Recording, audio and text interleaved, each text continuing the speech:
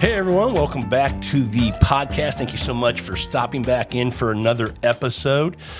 We've got a really good show on tap for today. I've got a guest who's been a contributor to the show a few times, and I'm so glad to have him back on for this episode.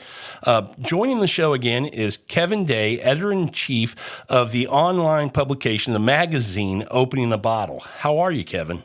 Great, Rob. How are you? Thank you again for having me on. I'm really glad to have you on. I'm glad we're having this conversation because listeners who have listened to an episode I did a couple of weeks ago and put out, the big hype at the end of the year is all these top 100 wine lists came out. And if you listened to my episode a couple of weeks ago with my lovely wife, I did a bit of ranting on that list. And, I also kind of came to peace with it a little bit about, for me, not for everybody, but for me, of what that list is or how I should look at that list, view that list, maybe apply that list in my journey of wine. And it was almost more of just a fun exercise to just look at some of those wines. If I find them, do I just kind of try them and see if I think they qualified to be on the list where they were?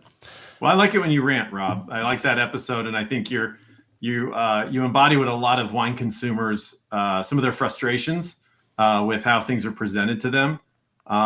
But at the same time, being also, someone who understands there's a business to be made out of writing about wine and doing a publication. There's a few things that, there's a few reasons why these lists exist, I guess I would say.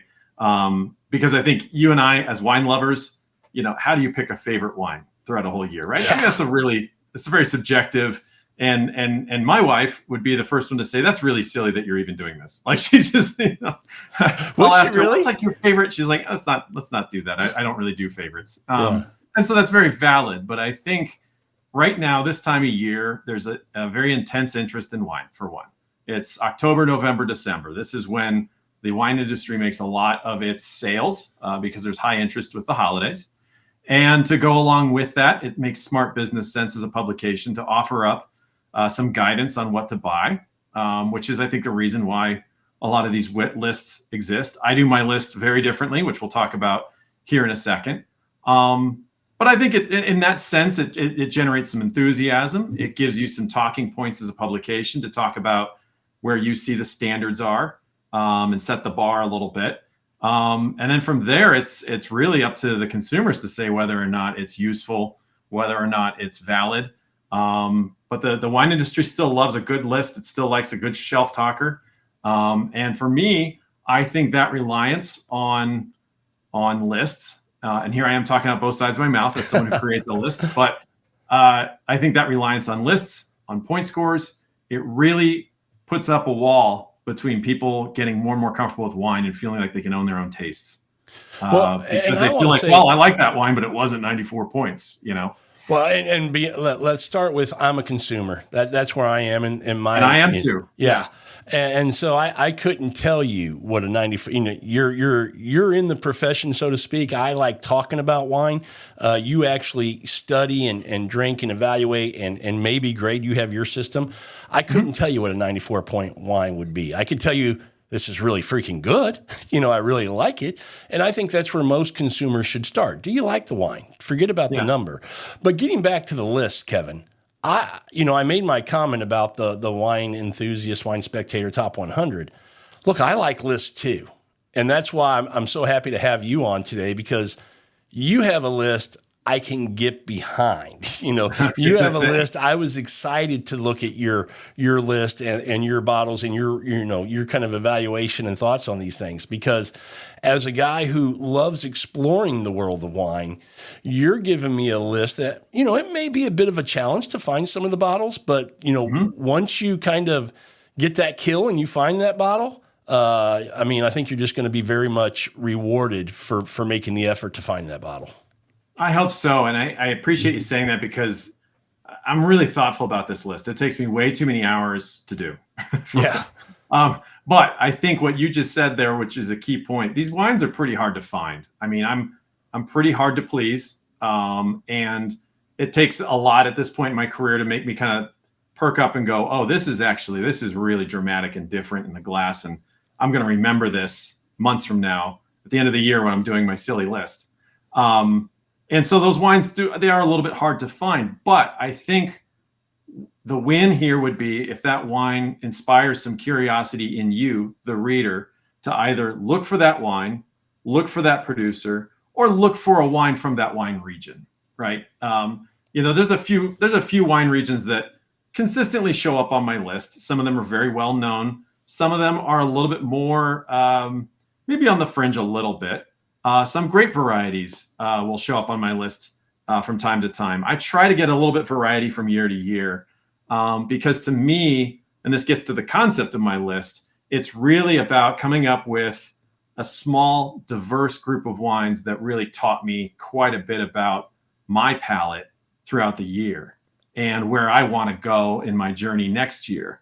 And I hope that inspires people who read this article and who follow Opening a Bottle and who read my work, that they feel like this is an invitation to do this work on their own, because in the end, that's how you achieve expertise, is you understand yourself. Yeah. I mean, you're not doing this for anybody else, right? You're not trying to become a wine critic yourself and make a living out of it. You don't need to be doing point scores. You just need to be buying better wine because you understand your palate better, right? That's the hard work that goes into this as wine lovers, is making the notes, remembering producers, remembering grapes that are consistent for you, and then, taking that information and evolving as a drinker and finding new things and new sensations. I think that's really what it's all about. Well, having said that, let's go back a little bit so the listeners kind of understand who you are if they haven't heard you on the show before. Because you talked about your list, we might see a few grapes from particular regions, and that's by design. Because tell everybody again, about Opening a Bottle. Sure. Who you are, kind of what you specialize in, right? Because there's some regions that you specialize. Yeah. So I'm very much focused on Italian wines. That is my specialty. That is my passion, and I have the most opportunities to travel to Italy. And I'm now on a circuit where I'm invited annually to the three big wine regions: Piedmont, Tuscany, and Sicily, to taste wines, to evaluate wines, to meet producers, to take photos. And tell stories. And that's what Opening a Bottle is really all about. Now, within that, I'm also certified for French wines, and I'm very familiar with French wines and really adore quite a few French wine regions. So I often do a lot of coverage of France. Austria continues to vie for my attention, so I keep putting Austrian wines into the site. And this upcoming year, I'm going to be taking a class on the Spanish wines through the Wine Scholar Guild. So I'm going to become a Spanish wine scholar by the end of the year, I'm hoping.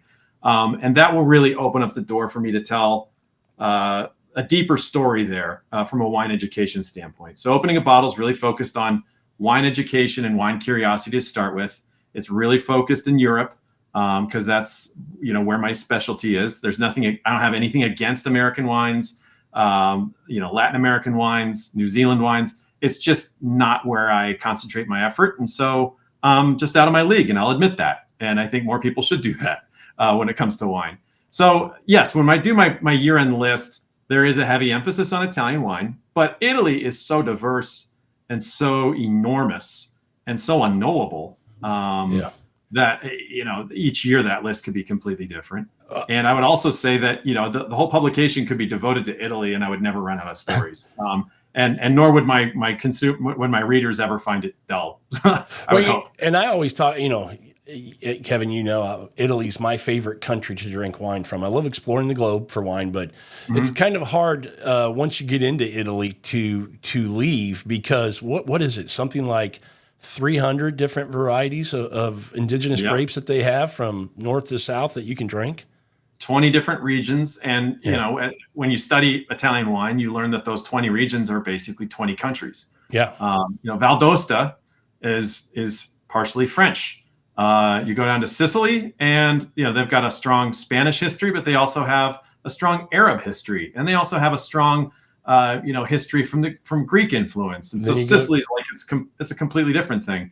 So you take all those 20 regions, you take all these grapes, it's chaotic at first, it's overwhelming at first, and so hopefully, and that's partly as a wine educator, there's always fertile ground to help people make sense of this place.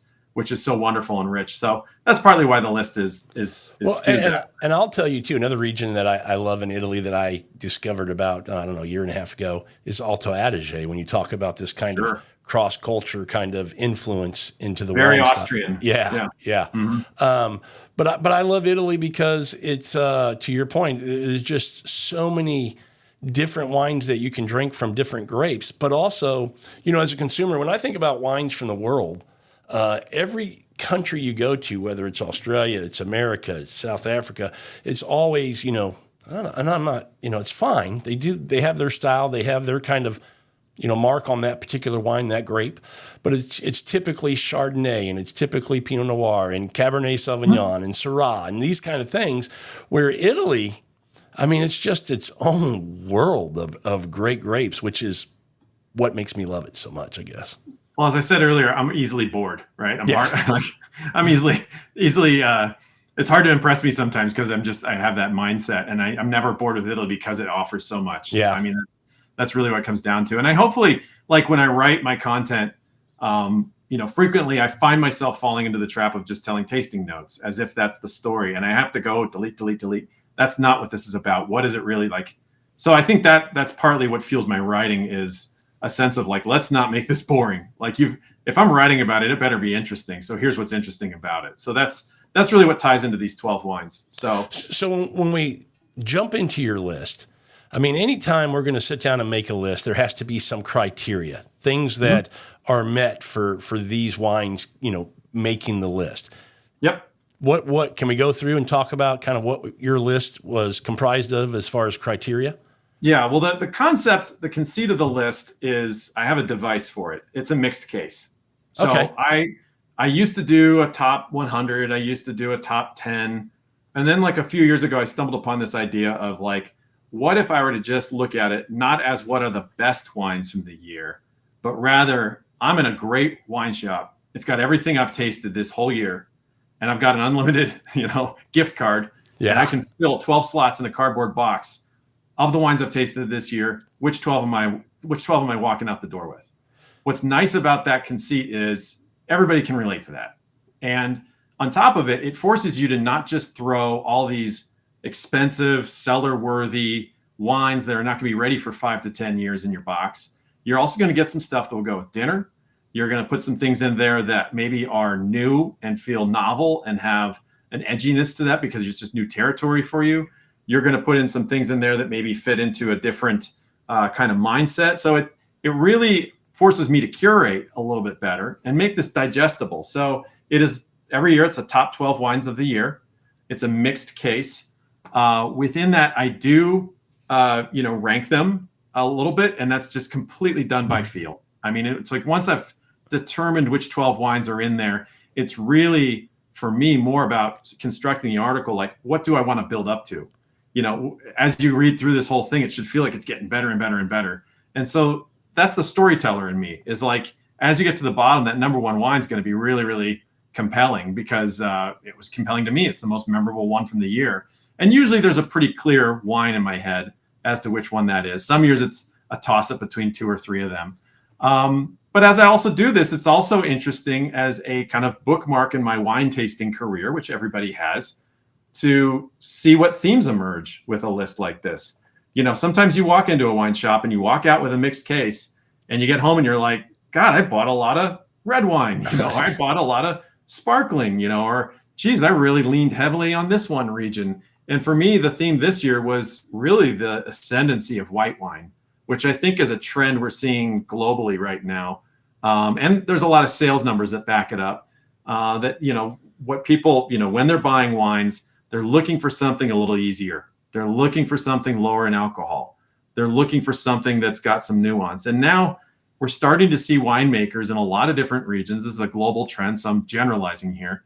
But they're starting to put more research, more energy, more effort into the quality of their white wines. And so we're seeing grapes like Riesling and Sauvignon Blanc, and even Pinot Grigio. I have a Pinot Grigio on my list that really are starting to showcase terroir and technique in a way that they haven't in the past. And, for me, who's, I'm at my wine drinking career now of, 20 years I've been doing this and 10 years I've been writing about it. I'm noticing a distinctive trend in quality with white wines. It's getting better and better and more exciting.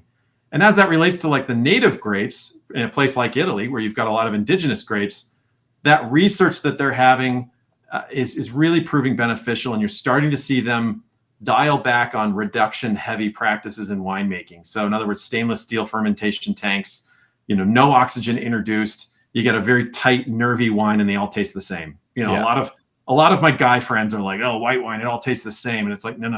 Like, that's because the practice has been so they've really taken the lid off of that, so to speak, to really introduce a lot of new methods. And so, the real winner this year for me was Etna Bianco. And Etna Bianco has been on the rise for a long time. This is not a new story by any means. And I got to go to Etna for a second year in a row. And just tasting around the different Etna Bianco, that was to me like that's where you're really seeing these new standards being set for white wine in terms of their expressiveness, their character, their detail, their deliciousness, their versatility. I mean, it's all right there. Yeah. And we always say we like wine with food, and white wines to me are, really, really good and pretty flexible with food as well. They are. I mean, I tried to curate this so it'd be like, okay, pick 5 reds, 5 whites, a rosé and a sparkling wine, or maybe an orange wine and a sparkling wine. And this year it was like, I can't let go of these white wines. So there's 7 of them on the list, including a Pinot Noir, interestingly enough. I mean, one of the best white wines I had this year was a Blanc de Noir from Barolo. I mean, yeah. So to me, that's really what's fun about doing this project. I will tell you, getting back to the white wine and those statistics, I'm part of that. My wife will tell you, I used to be the guy, to your point, you just made the comment, I'm not drinking a white wine. I'm a dude, give me a big, bold red. But over the last couple of years, white wines pretty much, we drink that probably 75% of the time now. I love white wine. And you've been a part of that journey. I will say to listeners, if you haven't listened to the episode you and I did, Kevin, on Etna Rosso, talking about Etna Bianco and Etna Rosso for that matter, go listen to that episode, because you will in that episode dive a little deeper about why that wine region is so great and your thoughts on it and comparing it to wine regions like Barolo and Barbaresco and things like that. So it's up there. Etna's amazing, and it's got a lot of room to grow. But I think it's at the same time, it's arrived in many ways, which is really exciting. Let me ask you this about your list, because, I'm thinking about, you're describing that you had these great wines, you want to go back and you're able to pick them out because they're all in this wine shop. And, I do that sometimes. I'll buy a wine and go, let me try this. And it's absolutely fantastic. And I go, I'm going back to get a couple more bottles to put in the fridge. Part of my reason for doing that is because I want to drink that bottle of wine because it was so good. The other half of the reason I do that is because I want to have some friends over and let them try this so they can experience this wine as well, because it's that good. To me, wine's always about sharing. So that's always part of my thinking process, is to go, okay, I need to share this with somebody. Somebody else needs to see how good this wine is. Yeah, absolutely. And I think also, just to add on to that, there's also something to be said for a wine that's so made so well that you can enjoy it for a few nights. Yeah, you can, just have a sensible amount for one night and go, God, this is really good, but I bet it's gonna be better tomorrow night. So I'm gonna put the cork in it, put it in the fridge, bring it out, let it kind of come back up to room temperature if it's a red or whatnot. That's another criteria that I'm looking for. But I'll be honest, this is not a technical exercise. I mean, I'm not comparing technical details on the different wines to come up with the top 12. I mean, this is a feeling, and there's nothing wrong with that. I mean, I think that's one thing that's so interesting when you compare top 10 lists or top 100 lists from the wine world to something like the year's best movies that a New York Times will put together, or Entertainment Weekly, or just any film critic. To me, that's a lot more interesting to read, as the film critics like, these are the most interesting movies of the year. There's a documentary in here that's one of them. There's a foreign film, but then there's also this blockbuster that actually said something really important about this thing that's happening in our society. And to me, that's the kind of curation we ought to get back to with wine, is because that makes it relevant. That makes it, a lot more interesting than this kind of Consumer Reports focus. Yeah. I'll be honest and tell you I was putting some thought to it. How would I think about, the Wine Spectre wine enthusiast list? And what's curious to me, Kevin, is I've compared those lists and, if it's a top 100 wine on one list, you would think it made the other, but a lot of times they're so different. They are, So there's so many wines in the world too. In all fairness to them, so I look at them like this. I look at them, and this is my approach to consuming information about wine because I still want to get that. And opening a bottle is one of my favorite resources to go and read and learn about different, not just the wines, but the people behind them. So that's what I love about your publication as well. Thanks. I look at it like this, I look at Wine Spectator and Wine Enthusiast as kind of the Chick-fil-A and the Wendy's of the world. They have one recipe, no matter what restaurant you go to, it's consistent. You get the same thing. And I don't taste any kind of passion or love in that product.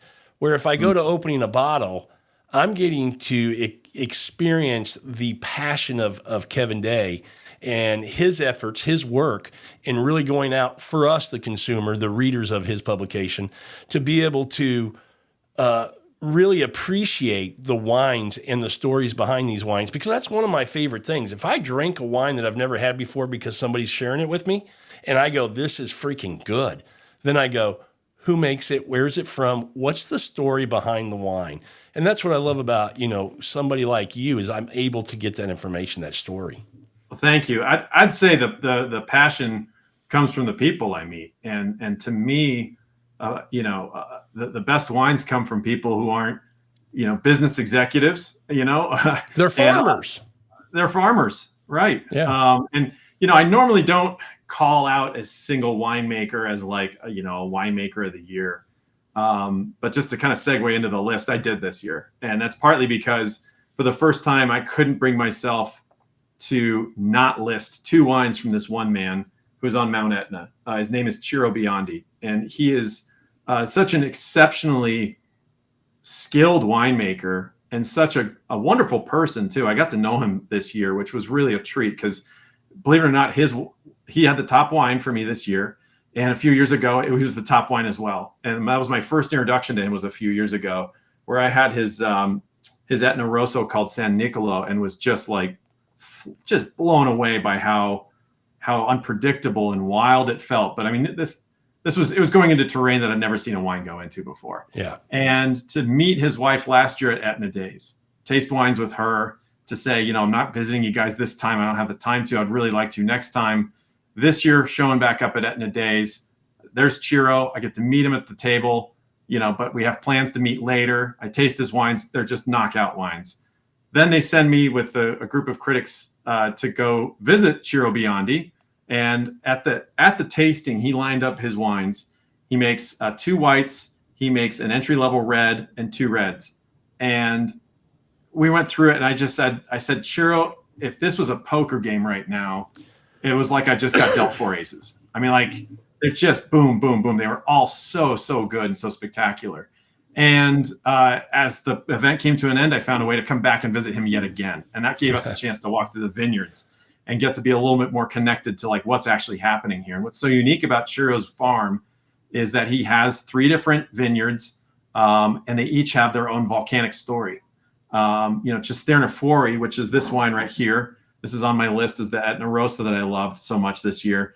Cisterna Fuori is kind of this volcanic basin. It's just this sandy, ashy dust bowl, basically, with these vines growing out of it. San Nicolo's across the road, and it goes up a volcanic cone. I mean, a very clear mound with these rows of vines going straight up it. And I actually got to see harvest happening there, which was really something. I mean, real heroic viticulture where people were slipping and sliding on this steep slope just to get the grapes. And then above that is Chianti, is the name of his white wine vineyard. He calls the wine Pianta because he doesn't want to confuse with Chianti Classico. It's spelled the same way, but with an A at the end. And this is that wine. This is the top wine of the year, is Pianta. So Pianta is an Etna Bianco that just really, to me, showcases where Etna Bianco is in this moment. You have so much of the talk about Etna Bianco is about how the wines on the east slope around the city of Milo, where it's really cool. They're real lean and sharp. It's like Chablis-like, these Etna Biancos. And here's Ciro on the south side of the volcano making a wine that rivals those but has a solar character to it. So it's, the natural comparison would be the Macon, where you have like more sun and everything. However, the volcano and the acidity that you get from volcanic soil keeps this wine so honest and so pure that it kind of makes that analogy fall apart in an interesting way. So Ciro was really a privilege to be able to get to meet him. He's very warmly funny. He's intellectually curious. He's an architect by trade. And he went back and took over the family farm in the late 90s against his father's wishes and made something of it. And there's something to his wines that feels, once you meet him, you're like, this is making sense. This guy's really smart. He's got that kind of architect's mindset about things. And just really, it just brings Etna together in a really interesting way that I thought was really noteworthy this year. To me, that's the sign of a passionate wine, is a passionate winemaker. It's a guy like the way you described that wine, you went from Macon and then you made me go up to like Chablis a little bit. Yeah, I mean that's kind of the comparison would be an Etna Bianco from the South Slope, where it gets more sun. Is a little bit more like a Mâconnais, Chardonnay, and then the ones from Milo are a little bit more like a Chablis Chardonnay. Yeah. But again, we're dealing with an indigenous grape. We're dealing with a volcano. And it's playing by its own rules at the same time. But I think sometimes we have to kind of take a step back and make those comparisons to kind of make sense of what's going on in the glass a little bit. You bring up a good point right there when you talk about the grape of those two wines, the Etna Bianco, the Etna Rosso. What are those two grapes? People may not know that it's a different grape from that region.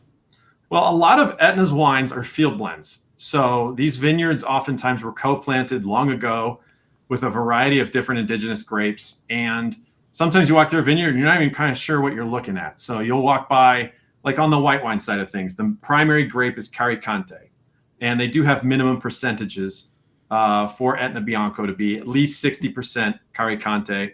If it's from Milo and you're going to do Etna Bianco Superiore, it's got to be 80% Caricante. But there's Catarrado growing in these vineyards. There's Minella growing in these vineyards. These are probably grapes that are not super familiar to an American audience, but they're becoming more familiar because Etna Bianco is becoming more and more popular. And Caricante is kind of this paradox because it's a high yielding grape. And usually when you hear high yielding grape, you think it's not going to be very good. Caricante on Mount Etna at this little elevation band where these vineyards are, does exceedingly well at giving you a good solid crop, but also preserving some of that acidity and some of that character. And on the red wine side of things, it's Nerello Mascalese is the name of the grape. You do get some Nerello Cappuccio. Not a lot of producers are dealing with Nerello Cappuccio nowadays because it's a difficult grape to deal with. It has some issues in the vineyard. It's very fickle, put it that way.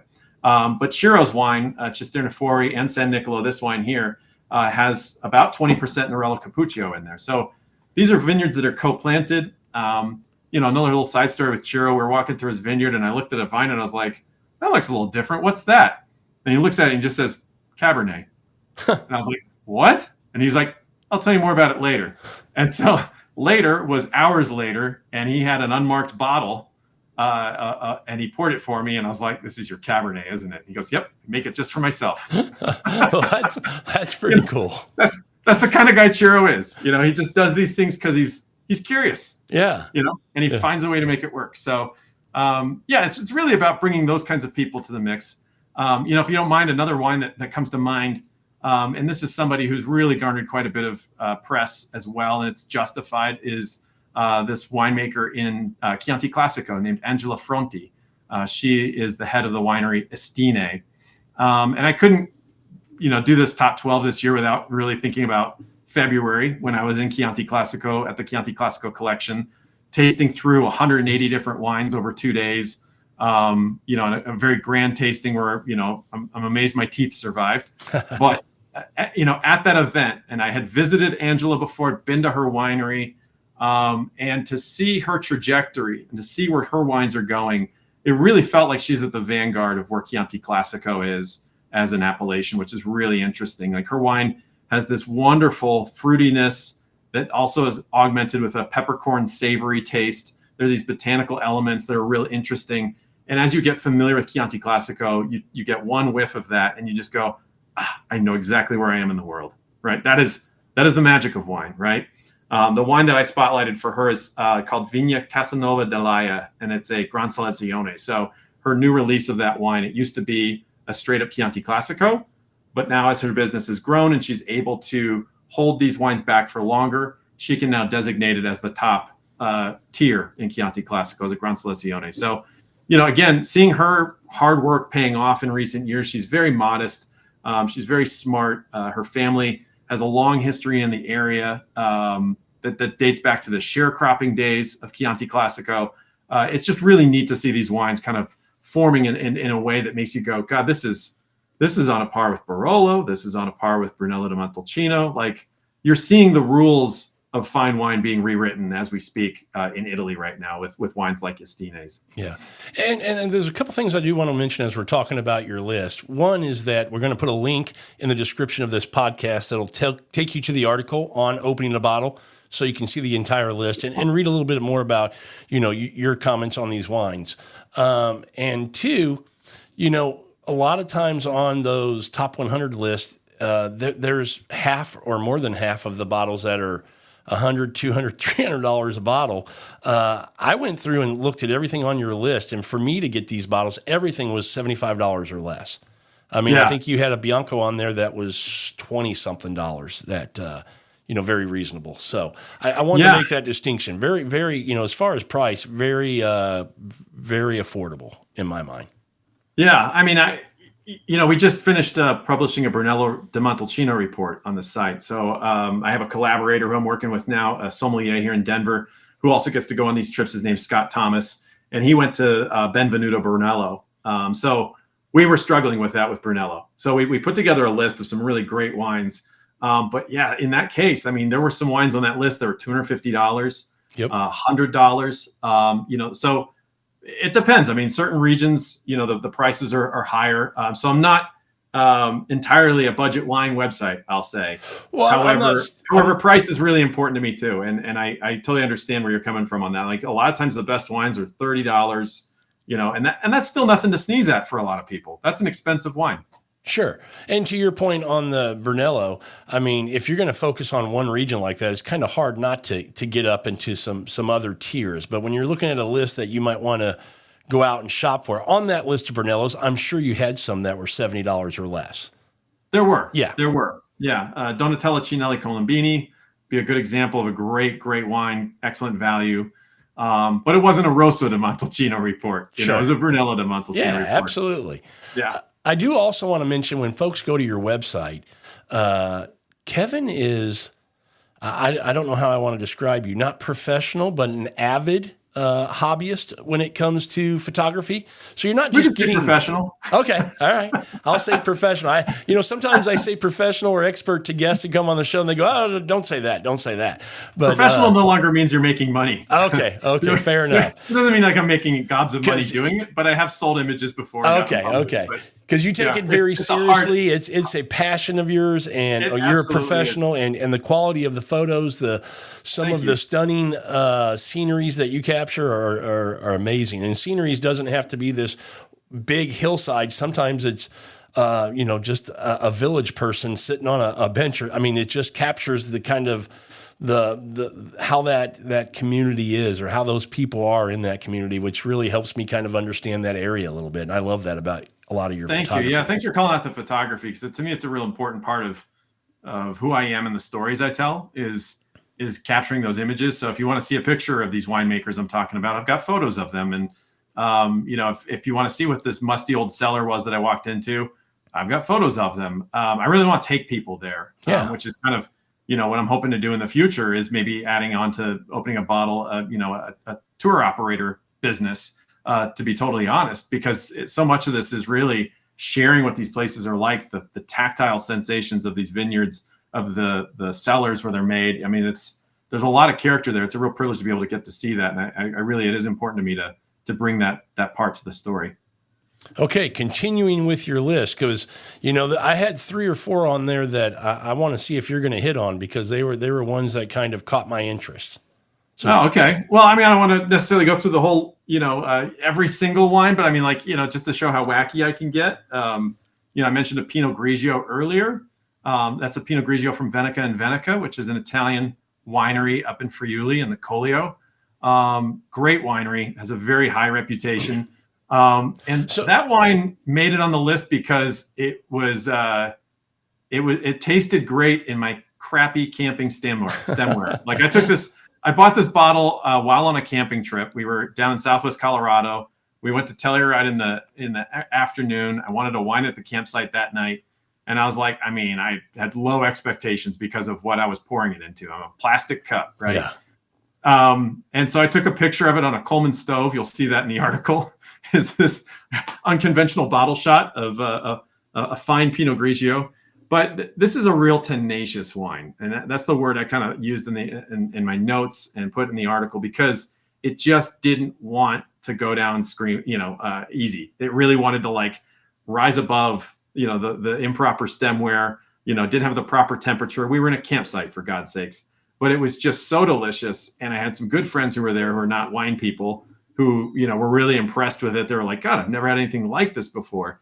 And I think the takeaway there is that this is really, it's emblematic of this moment with white wines, where you have a grape like Pinot Grigio that if you just give it the care it deserves, it can really yield great results. And in Collio, Pinot Grigio is very, very closely linked to Pinot Noir, as we know, and they give it the attention that they would give Pinot Noir, and you get a wine that's of high quality. So, it's trying to put things in there like that are kind of narrative driven, that I think kind of makes it interesting. So let me ask you this question, Kevin. If we're talking about Pinot Grigio and we know it's a grape in Italy, would you say that if you can't find this wine specifically, the quality level of Pinot Grigio is going to be, found in Friuli or in Alto Adige? Is that the two regions you would suggest? Or is there some other regions? I would probably be more specific with Friuli. What you want to look for is Collio. Okay. Yeah, because Friuli has a lot of low-lying vineyards as well, like Veneto does, that will be making some bulk wine. The real litmus test for Pinot Grigio is the color. If it looks watery, thin, pass. Yeah. If it's in a clear bottle, pass. So the Veneca Pinot Grigio is a darker color. They make wines there that they call Ramato, which are almost like an orange wine, because Pinot Gris is a gray grape. If you leave it on the skins for long enough and macerate it, you're going to get some color, and it's going to veer almost into like a rosé kind of hue. It's kind of coppery colored. And so those are the wines that are going to like have quite a bit of expression to them. They still need to have balance. You can't just leave it on the skins and voila, you've got a great wine. You still need really good winemaking. But really, Collio has really set a high standard for that. I would say Alto Adige has too. Alto Adige, they're so technical and so like just maniacal in the level of attention of detail in Alto Adige, which kind of comes from the Austrian tradition, that a lot of the Pinot Grigios that are coming from there are also quite good, and really defy the trend. But as a whole, Pinot Grigio is maligned for good reason. It's really... it's a filler, it's bulk wine. Oftentimes it's thin, it's lemon water. I've heard it all, but I think Santa nonetheless, Margarita. yeah, right. So I to me, I'm a contrarian. So I was like, yeah, I'll put a Pinot Grigio on my list because it was damn good. It was tenacious. So, well, I've had that exact wine, different vintage. I had the 2021. I think yours, if I'm remembering, was the 2022, but yeah, it was. And, I come up with little names for every one of these wines. It's like I'm assembling a squad. So I referred to that one as the Refuter Part 1. I like that. The one right after that was the Refuter Part 2, which was a Rioja Blanco from Spain, just because I'd not really had great luck with that grape before, which is Viura. And just really kind of felt like, again, it's like Pinot Grigio, like this is a grape that they put in cava. It's the same as Macabeo. But it's just, I've never really had anything that said anything of any interest. And Luberi's Zuri Rioja Blanco is the name of the wine, the 2022.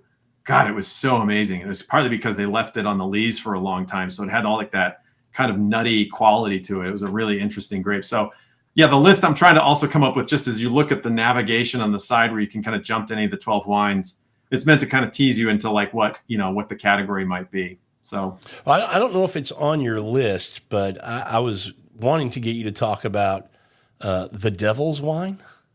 Yeah, the brisk weather red is how I referred to it. Yeah, so this is a wine I've had before, and I revisited it for the first time in 5 years. So this is an Italian wine from a winemaker named Danilo Tomaine, and he is up in Valdosta, and it's called Enfer de Arvier. And so it's a French name because this region is very closely aligned culturally with France.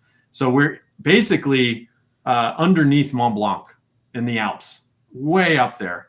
And there's this tiny little amphitheater along the river that is known as the Inferno of Arvier. There's a little town there called Arvier.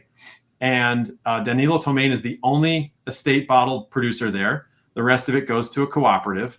And he makes this wine that is sensational in terms of its smokiness. It's just sharp berry fruit. Alpine wines have a real distinct character to them, especially on the fruit side of things. It's always going to veer a lot more like cranberry, tart, pomegranate kind of flavors versus, big bold cherries or kind of, plums. It always kind of has this like sharpness to it. And this wine really did that beautifully, but it just is so evocative and so interesting. I mean, it's the kind of wine that you could have in the middle of summer and you're like, oh shoot, I should have had this in autumn. It would have matched the mood perfectly, Yeah.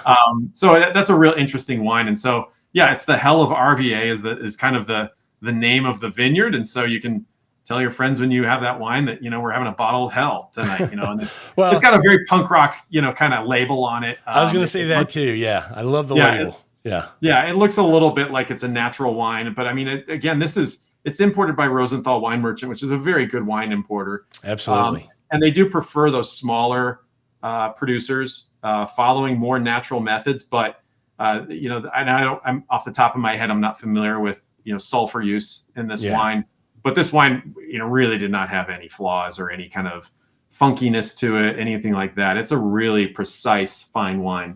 Yeah. When you described it, it sounded delicious, but then, reading the name of it and the description for the wine from hell. And then, ultimately I'm not a label guy, but seeing that label, when you have that description, that quality of wine that you're talking about, and you have a cool label, it just kind of intrigues me a little more.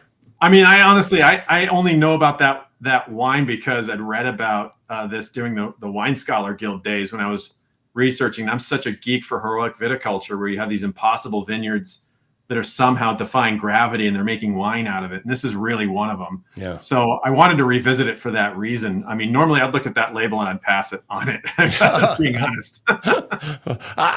Just looking at the label, I probably would too, but it was after reading the story and seeing the label that I went, okay, this is pretty cool. Yeah. That's the number 10 wine on the list. The Pinot Grigio I was talking about earlier was number 12. Another one that kind of comes to mind, I mentioned this earlier, is this, this Vino Bianco from Cavallotto called Pinner.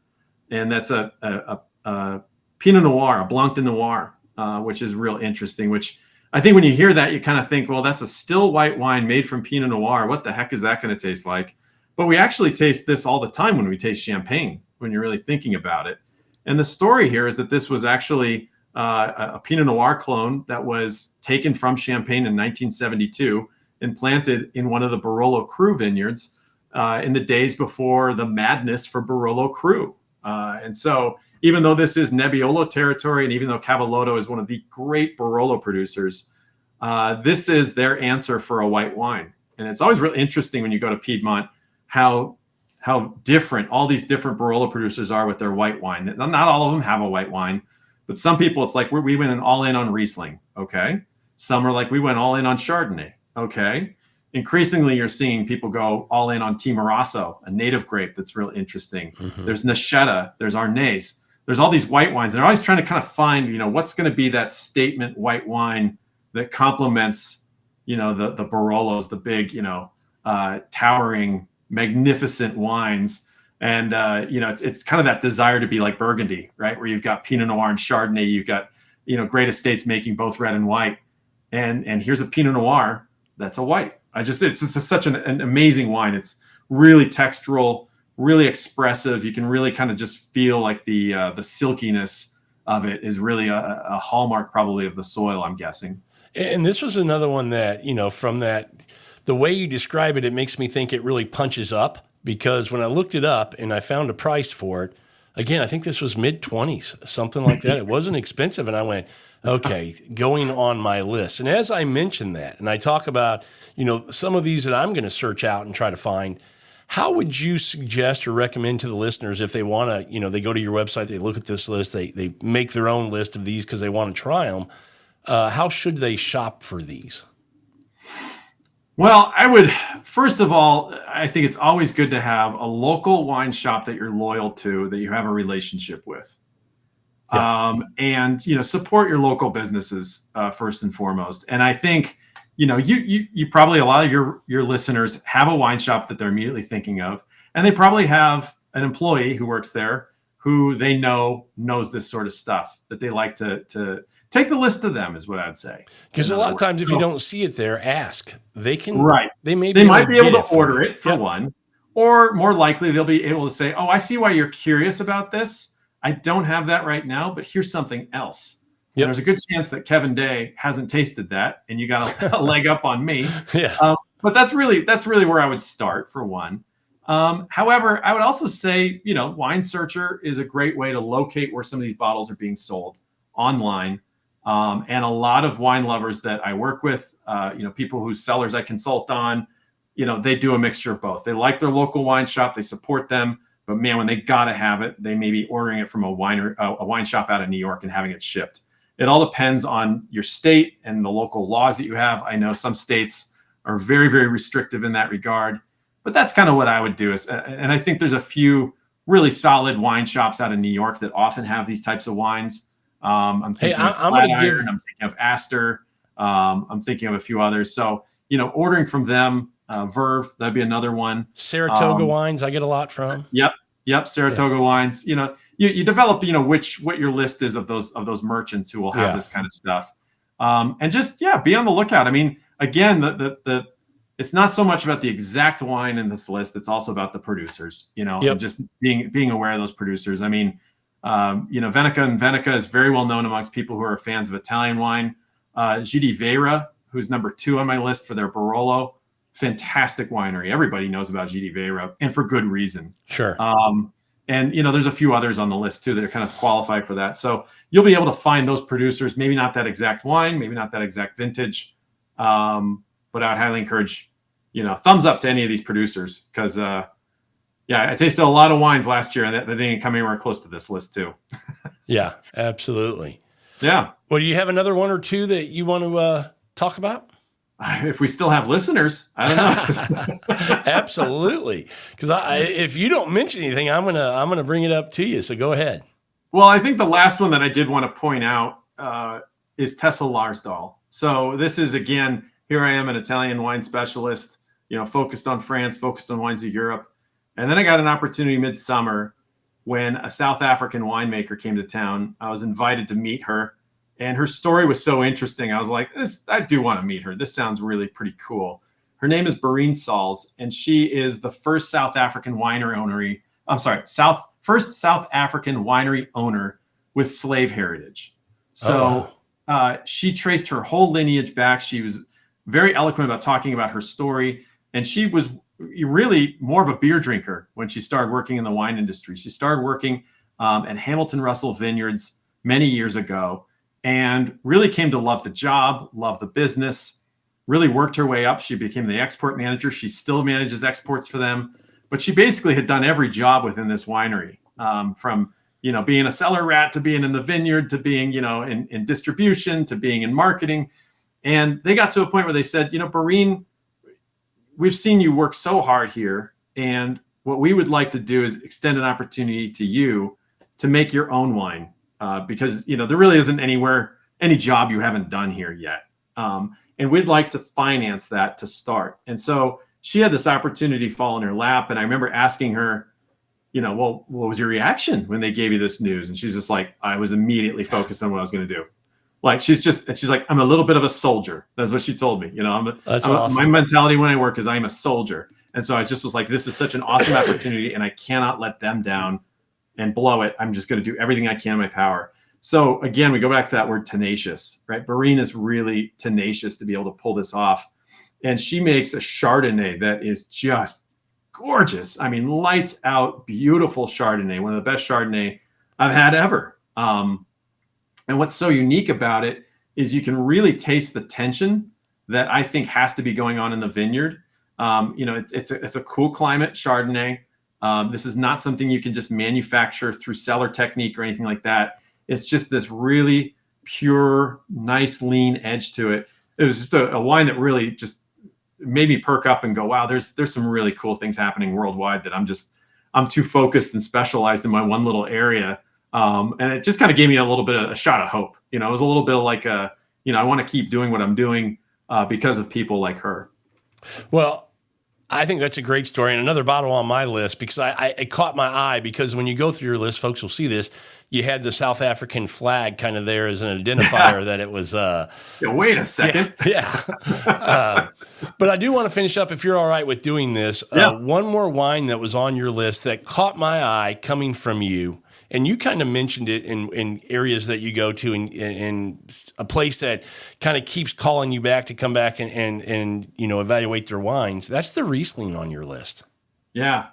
Yeah. Which the name I gave that one was just the classic. Yeah. No, I'm a big Riesling fan, and it's kind of a joke amongst the wine writers that I meet on these trips that I go on when we're all together, that we all care about Riesling. We just wish that our readers did. Yeah. Because, if you want to spend a lot of time on an article and be disappointed by the web traffic, write about Riesling, because people just have not gotten the memo about this grape and what it's capable of. Yeah. So this wine here, it's number 8. It's from Weinhof Meisterei. The winemaker here is Matthias Herzberger. And I got this wine when I was gathering a bunch of samples for a first taste guide to Wachau Riesling. I really wanted to dive into Austria's wines with my first taste guide series, and really thought I'd start with the big dog, which is Wachau. And as I kind of did my research, I kind of came to, realize that Wachau has gone through a lot of changes, in part because of climate change. It's a region that has long named its wines based on alcohol strength. So when you see Smaragd at the end of it, which is Smaragd, that means it's a high alcohol Riesling. Federspiel is going to be a little lighter. So I was trying to gather different levels of alcohol, different Rieslings. I also did another guide on Gruner Veltliner from Wachau. And it was a bit of a confusing project, to be totally honest with you, because there's so many different styles coming from this place.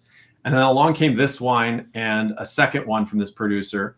This is the Ried Kolmitz, and then there was the Ried Bach.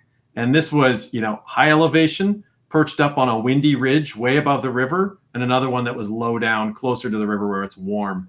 And the terroir differences were very, very noticeable. I tasted them side by side.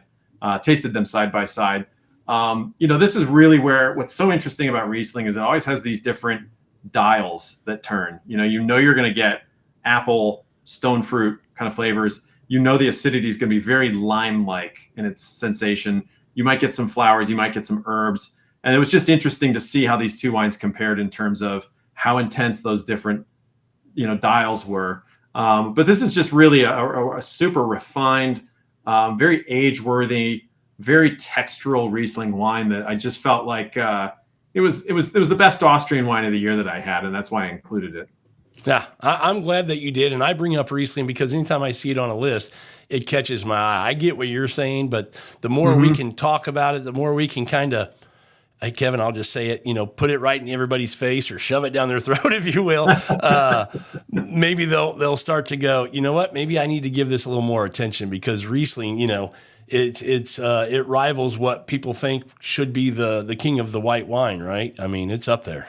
It goes back a little bit to what we were saying earlier about like white wines being, kind of boring and vanilla, and people just think they all taste the same. I think if that's your metric, is a white wine that is really reductive, so it really feels tight, very acidic and anonymous, and then you have a Riesling from one of these regions, it's like you're not even having a white wine. It's so powerful, it's so intense, it's so detailed. And so I think sometimes people who maybe dog on Riesling just don't know what to think of it, don't know what to do with it. And that's totally fine, right? But I will tell you, Riesling consistently comes from some of the most insane places on earth for winemaking. All I have to do is look at videos of how they do harvest in the Mosel River in Germany, how they do harvest in the Wachau. This particular one, this Ried Kolmitz that I have listed on my site, this Riesling, is usually not harvested until November, the first week in November, because of the conditions in the vineyard. It's very steep. It takes forever for the grapes to ripen. They have to wait. And so they're really threading this needle of like, gee, I hope we don't get a frost and lose everything in that vineyard. That's a good point. I think when you start studying Riesling, you start meeting people who make Riesling. I mean, you can't help but tip your cap to what they go through to produce that wine. And again, we're not talking about a $200 wine here.